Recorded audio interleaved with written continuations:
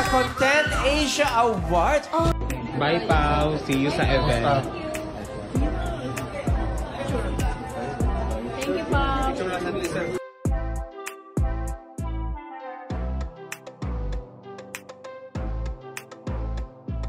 Paolo Avellino nakarating na sa Davao para sa kanyang event. Kim Chiu agad na binati ng Showtime family. Agad na binati ng Showtime family si Chinita Princess Kim Chiu.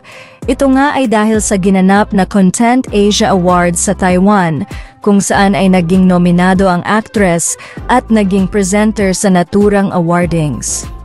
Proud na proud nga ang Showtime family ni Kim sa kanya.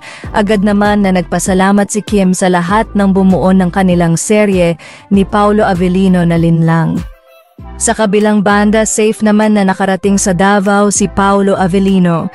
Mayroon nga itong event sa nasabing lugar kasama sina Sara Geronimo at Matteo Guidicelli.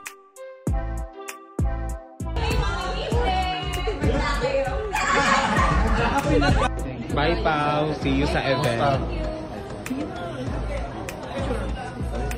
Thank you, Pao. Picture daw. Ayan, picture siya sa'yo.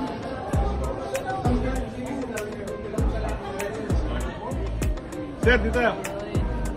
Okay na po, thank you po. Thank you, Pao. Thank you, Sir Alan. Hello to all the students and staff of Bukidnon State University. I just want to congratulate you for 100 years.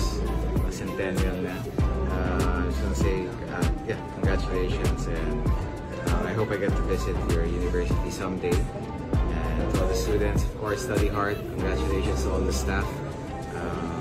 Congratulations as well, and yeah, I hope I get to visit you someday. Thank you. Bye, Pao.